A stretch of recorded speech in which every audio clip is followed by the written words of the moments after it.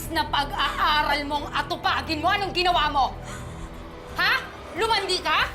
Halos 10 taong na malagi si Milet sa Italia bilang isang OFW at ni minsan hindi siya umuwi. Mas ninais kasi niyang makapag-ipon para makapagpadala ng suporta sa kanyang inang si Minda at sa dalawa niyang kapatid na sila Lia at Billy. Miss na ang kanyang pamilya, kaya ngayong Pasko, surpresahin niya ang mga ito at uuwi siya. Pero walang kamalay-malay si Milet na siya pala ang masosorpresa. Tungkol dyan ang 2-part Christmas special ng Tadhana.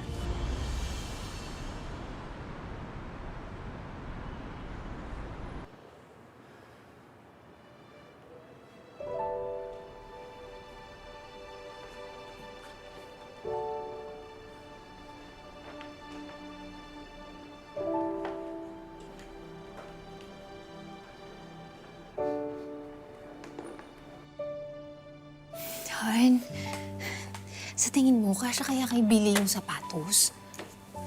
Naku, Han. Size 11 to. Sure na sure akong kakasya yan. Sa sobrang excited mo, Han, kung ano nang iniisip mo. Tagal ko na kasi silang hindi nakikita, Han. Gusto ko lang naman silang makitang masaya. Ikaw ba naman kasi sa tinagal-tagal mo dito, hindi ka man lang umuwi kahit isang beses. Mahal kasi ng pamasahe. Kaya ka nagtatrabaho dito, di ba?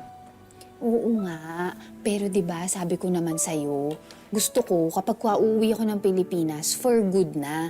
Okay lang naman na bumalik dito sa Italy, pero sana yung pasyal-pasyal na lang.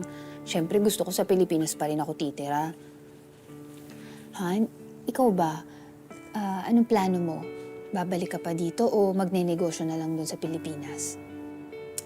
Ako, siguro pasyal na lang din. Teka, di ba meron tayong pinamili na farm? O dahil may lupa na, ako nang bahala sa mga pananim doon. At siya sa mga alagaan natin na farm animals. Ayos ba? Ayos yun. Alam mo, Han, sobrang sulit din yung mahigit 10 taon ko ng pagtatrabaho dito. Sipin mo, ngayon, maayos na buhay nila mama, okay na sila. Kaya pwede na rin tayo bumuo ng sarili nating pamilya. Pwede na. Baka gusto mo ang ngayon na natin gawin. Sira ulo ka. Ikaw mga naiisip mo kung kailan pa uwi na tayo. Ay, naku. Yung mga gamit mo, ang intindihin mo, baka mamaya may makalimutan ito ka. na. Sandali nga, Ano ba? tingnan mo nga, ito yung Ito, ready na to. sapatos ni Billy. Okay na to. Saan yung rosary ni nanay? Ito, galing Vatican yan. Lagyan natin Tapos sa bag. syempre, ay, yung Magia. Sobrang ganda niyan. Magugustuhan niya yan sigurado. Ganda. Oh, Sige, ilagay natin sa isaulin bagyan mo nga para ng hindi maayos. natin makalimutan. Tayo ikaw, nakakalimot ko eh. So,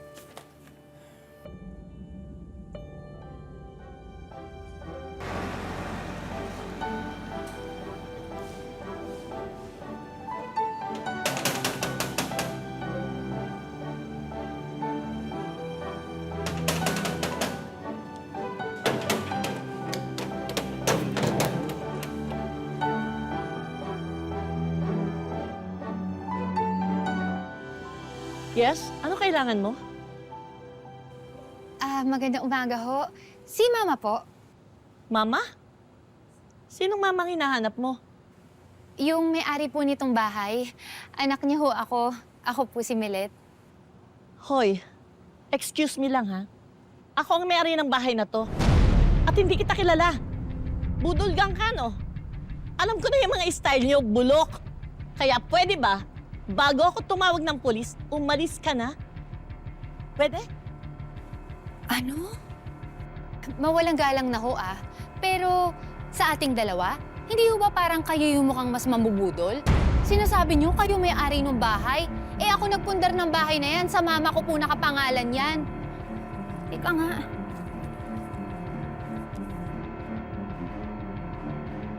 Oh, tingnan niyo ho. Yan yung dating nakatira dito. Miss, ang pagkakaalam ko, isinanla niya to sa bangko. At na-foreclose yun. Kaya namin nabili to. 1 taon na kami dito ngayon nakatira. 1 taon? Sinangla? Bakit ho? Alam niyo ba kung saan sila lumipat? Akala ko ba, nanay niya yun? Eh, ba't hindi niya alam kung saan nakatira ang nanay niya? Pwede ba? Umalis na kayo? Pasensya na ho kayo.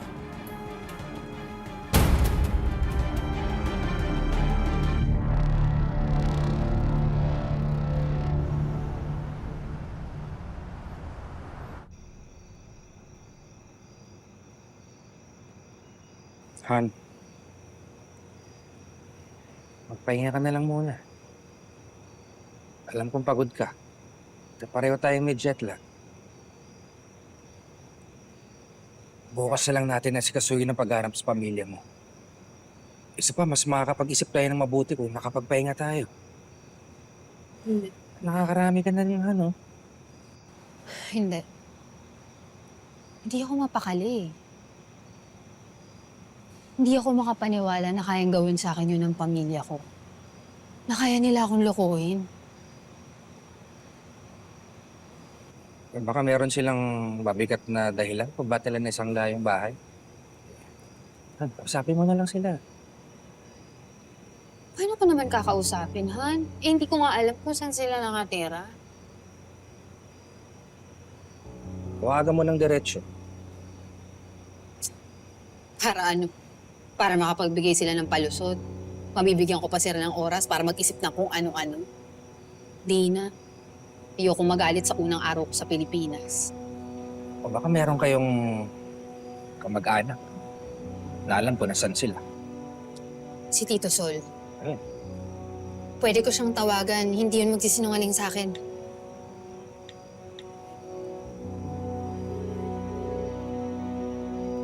Hello, Tito? Tito, opo, ako po ito. Tito, itatanong ko lang ho sana kung saan ho nakatira sila, Mama. Oh, bakit hindi mo alam saan lumipat si Naminda?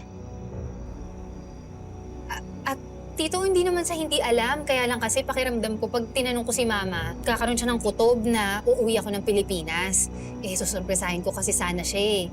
Tito, huwag mo na lang pagsabi kasi masayang naman yung hinanda kong sorpresa. Ano po bang address? Sabihin niyo na ho sa akin. Oh, ito na. Number 36, Bagong Bayan, Caloocan City. Sa North Caloocan yan, ha?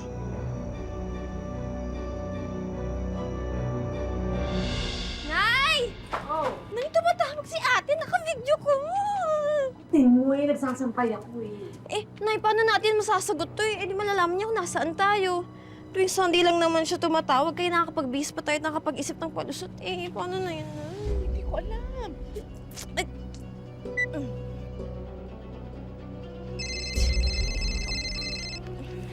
Hello, ate? Ay, pasensya na po ah. Hindi ko po sinagot yung video call kanina. Wala pong masyadong data. Ah, talaga? Nasaan ka? Sa bahay. Saan bahay? Baka ba ate, ito yung bahay natin sa Kamyas. Saan bahay? Sinungaling.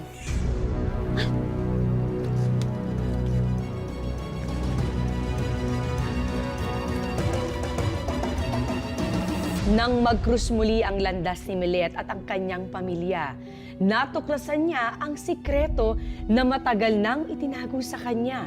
Nauwi pala sa wala ang lahat ng pinagpaguran niya sa Italia. Paano papasanin ni Milet ang katotohanan na nagawa siyang lokohin ng sarili niyang pamilya?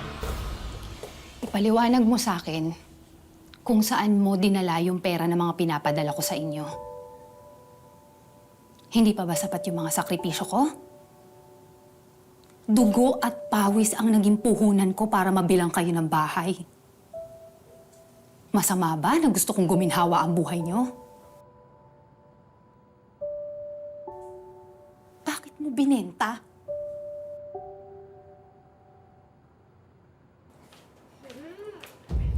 Tita Billy, sige na.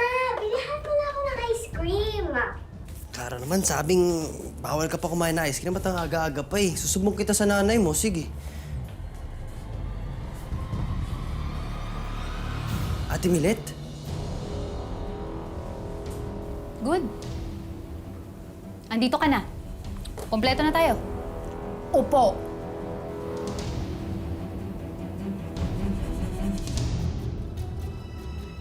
Sino yung bata yan? Lalabas na lang po kami ni Kara, Nay. Kara, tuloy na lang tayo ng ice cream.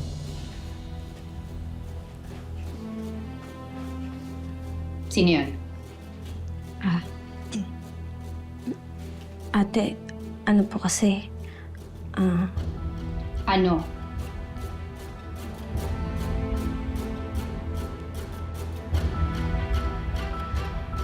Anak ko po si Kara. Imbis na pag-aaral mong atupagin mo, anong ginawa mo? Ha? Lumandi ka? Ha? Sorry, ate. Sorry. Kahit kalabaw ako sa pagtatrabaho sa ibang bansa? Tapos magpapabuntis ka? Ha?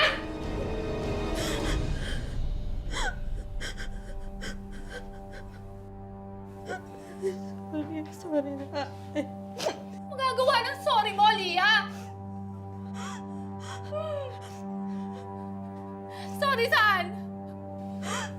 Sorry kasi tinapon mo yung pangarap ko para sa'yo? Sorry kasi binaliwala mo yung pagmamahal ko. Inabuso mo ako! Inabuso mo ako! Inabuso mo ako! Ano ba? Ako may kasalanan.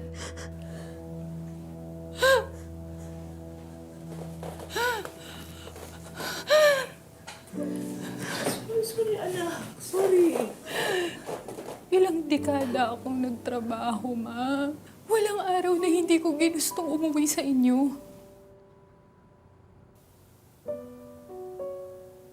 Pero tuwing iisipin ko na bibili na ako ng ticket, uwi na ako, na-miss ko na si Lia. Ang iniisip ko, ipadala na lang sa inyo yung pera. Ikaw, Lia. Tapos din ako sa paglalandi! Ano? Ingrata ka! Ano ba? Ano? Ano? Hindi mo kailangan saktan ang kapatid mo. Ako na lang ang saktan mo kasi ako may kasalanan eh. Talaga ba? Hindi ko masabi sa'yo kasi alam ko na magagalit ka. Daming dugo ang nawala kay Lia. Kinailangan siyang isesaryan dahil baka mamatay ang bata. Malaki ang naging bill sa ospital, kaya nangutang ako pero di ako nakapagbayad dahil... Nagtamay lang ako dito eh. Mga magnanakaw kayo, mga bata kayo, ha? Wala po ako kasalanan. May nangyari din kay Billy. Tira niyo Hoy, kayo! di ko kasama! Ano yung shop ko? Huwag kayo sinungaling! Nakita namin kayo! Nay! Nay! Madam, hindi po magnanakaw ang anak ko. Ninakawan niya ang pawn shop ko. Nay! O sige, susunod kami. Nay! Wala ako kasalanan, Nay! Sir! Hindi po ako kasama, sir! Nay! Sir, di mo kami... Nay!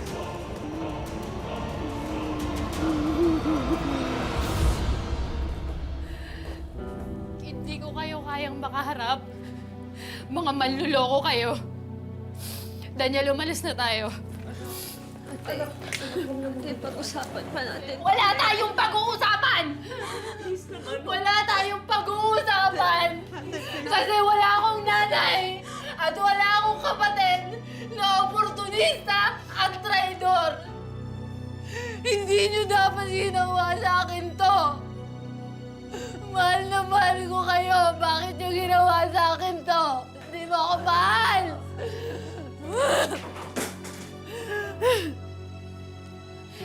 Tara na sinabi. Daniel, let's go!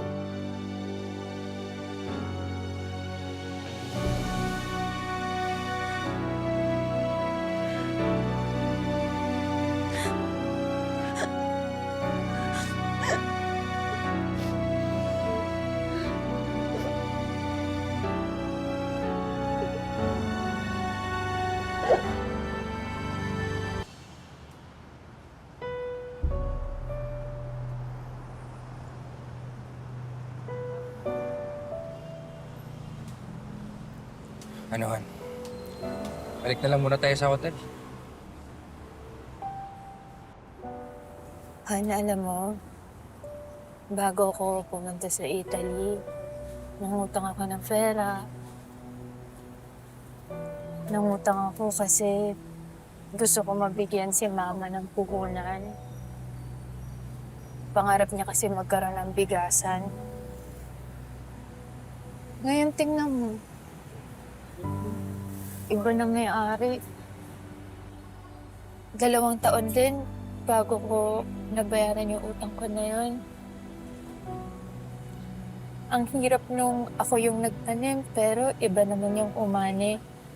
Buti na lang ano, hindi nila alam yung tungkol dun sa farm. Na nabili natin yun. Huwag ka na mag-alala. Pera lang yun. Pwede naman natin kitain na rin. Di naman kasi tungkol sa pera lang yun, Han. Han, mas sa akin na trinaydor ako ng sarili kong pamilya.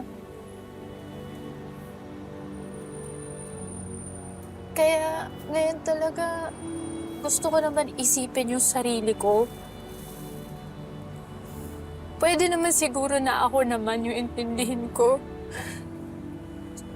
Tsaka, di ba magkakaroon din naman tayo ng sarili natin pamilya? Ayoko nang bumalik sa Italy. Dito na lang ako sa Pilipinas.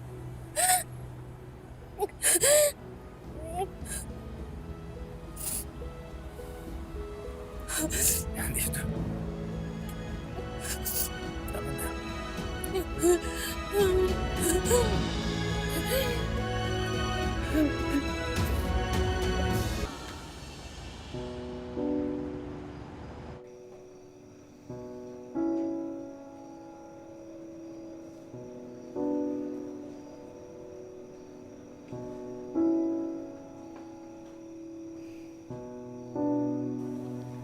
Nay, pahinga ka na muna.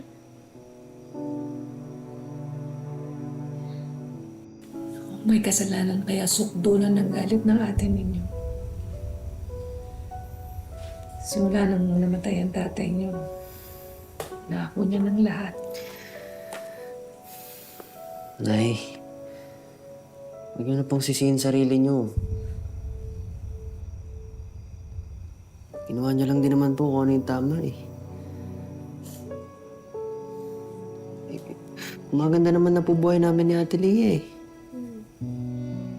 Kahit pa paano, nag-aaral na rin naman na po ako, kahit vocational lang muna. Diba?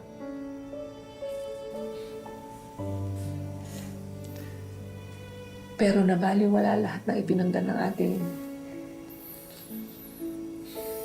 back to zero siya. Nawala lahat ng naipundan niya na sana.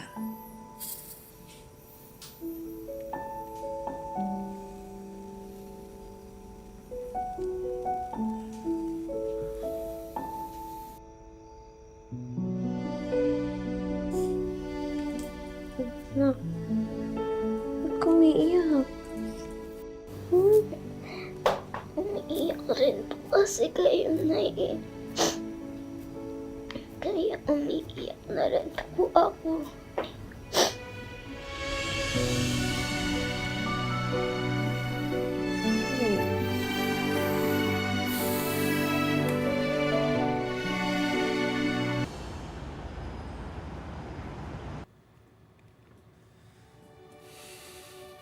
Han, baka pwedeng bumakong ka na dyan. 3 araw na tayo nakakulong dito sa hotel room. Let's go out. Wala akong gana. You know what? We really need to go out. Sayang naman kung puro stress at problema isipin natin dito. Kaya nga tayo nag-decide umuwi ng Pilipinas para hindi na tayo ma-stress. Diba? Dapat kamo, hindi na lang talaga tayo umuwi.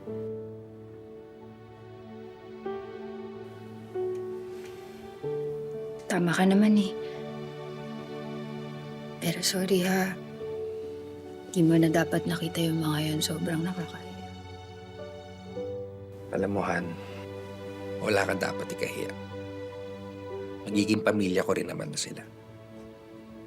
But, alam mo nakakahiya. Mas nakakahiya yung 3 araw nang walang ligo. Halika na, take a bath. Ha? Putsi. Fat yung banyo. Halika na. Sige na, ligo na. Sige na. Go. Antay kita dito. Ay, nako.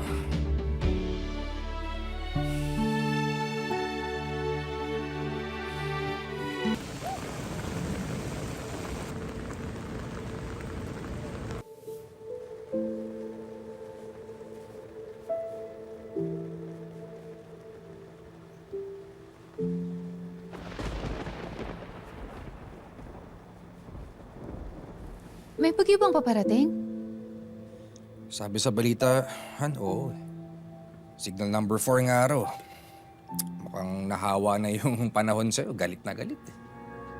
Loko. Nakapagbiro ka pa ha.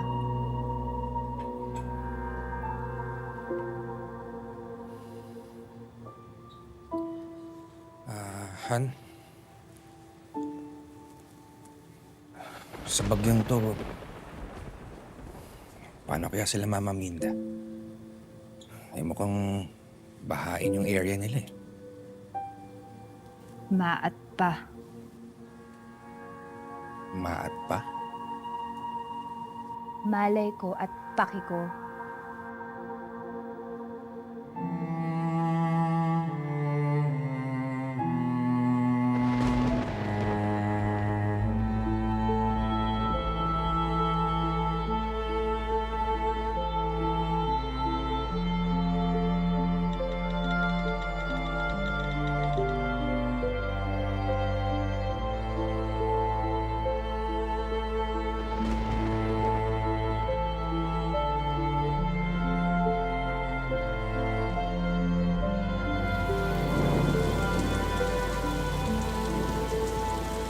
Lumalakas na! Sa ninyo, baka pasukin na tayo ng tubig. Signal number 4 na daw. Baka abutin yung bahay eh. Na yung mga importante papeles na sa bag na naka-plastic na. Tapos, Billy, yung mga short book na yun nakasaksak na. Okay na siya. Check mo! Dito mag-jacket ka, ha? Sige. Mag-jacket ka na. Pasok natin. Mag-jacket ka na. Tote mo to, baka lamigin ka eh. Dilian mo na. Sige po. Mag-jacket ka na. Bilis. Opo, problema pa na.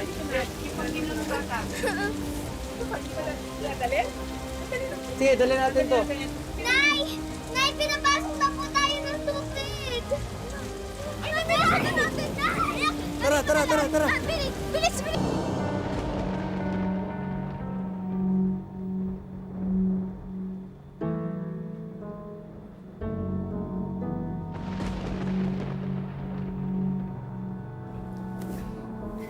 Han, ano na? Saan tayo kakain mamaya? Naisip mo na ba?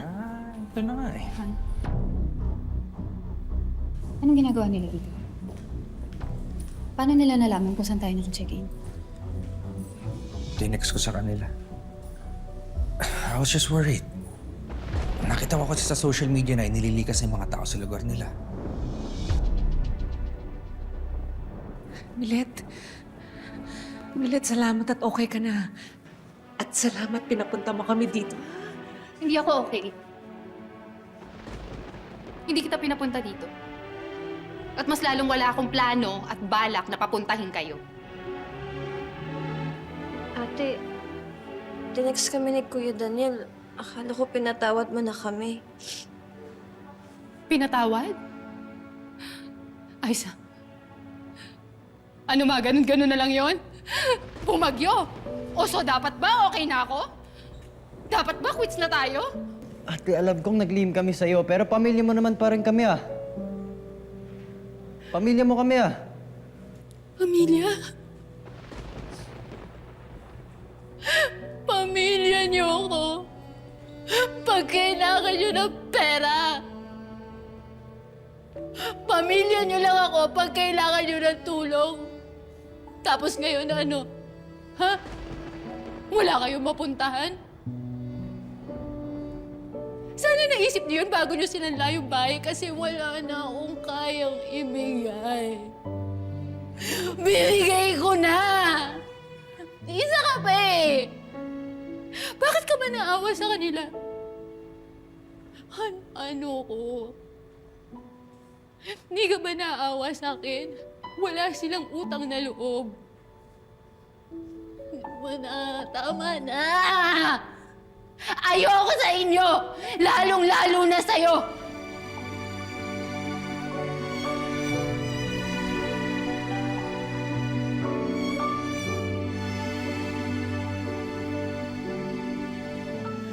Umiinom kayo? Tanghaling tapat? May kasama kayong bata? Huwag ka umiiling-iling dyan! Ha? Ate, ako umorder, hindi si Ate Lia, kaya di mo siya kailangan saktan. Gutom na gutom kasi kami, wala pa kaming kain kahapon eh. Buong buhay ko hindi pa ako nakakatim niyan. Yung mga in-order ko kaming dalawa ni Cara, hindi namin natikman yan. Sabi ni Kuya Daniel! Hindi! Sabi ni Kuya Daniel, orderin ko ano gusto ko, kaya umorder ako, gutom kami!